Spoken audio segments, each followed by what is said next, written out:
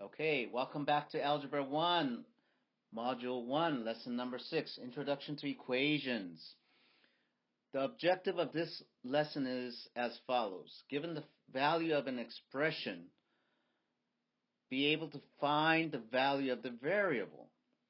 So let's start with an introductory statement. Recall in a previous lesson that you have learned how to find the value of an expression when you know what x equals. For example, if x equals 3, what does x plus 3 equal? Well, you put 3 into the x, so 3 plus 3 equals 6. So the answer is 6. However, in this lesson, you will learn how to find the value of x when you know what the entire expression equals. For example, you're given an entire expression, x plus 5 equals 17. This time you're going to solve for x. So the difference between today's lesson and our previous lesson is before you were given the value of x and you had to plug it in to get the output. In this case, for today, you're given the output and you're trying to find the input to get the output. So it's like a reverse. So let's try some examples. We have 3 examples that we can look at. Example number 1. For x minus 7 equals 15, solve for x. Okay, so let's get started. X minus 7 equals 15. So we'll first write an equation. Then let's transform the equation. So you add 7 and then you on both sides. So you get x, 7 cancels out, equals 15 plus 7. Therefore, x equals 22. That's the answer. And if you want to check, what you do is you go back to x minus 7 equals 15, and then x equals 22 minus 7 equals 15. So yes, 15 equals 15. Both sides are equal. So yes, this is one way to check your answer. Let's try example number 2. 1/3 x equals 13. Solve for x.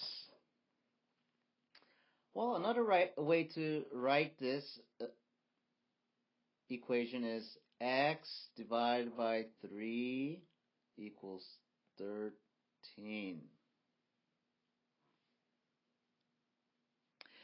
So let's try to transform the equation.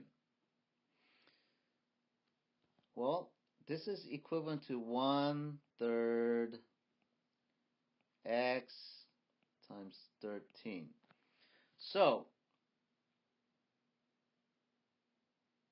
to transform this equation, let's try to isolate x by itself on one side. So in order to do that, we need to do the inverse of 1/3, which is 3, and multiply it by 3 on both sides. So that cancels out. X equals 13 times 3. X equals 39. That's the answer. Now let's do a quick check. X over 3 equals 13. X is 39, so 39 over 3 equals 13. 13 equals 13, so yes, this is correct. Let's try a third example. For 7x equals 42, solve for x. Well, this is very similar to example number 2. Let's try to isolate the x on one side. So this is the same thing as 7 times x equals 42.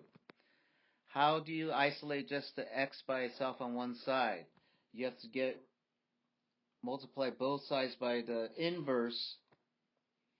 So the inverse of 7 is 1/7, and you multiply the other side by 1/7.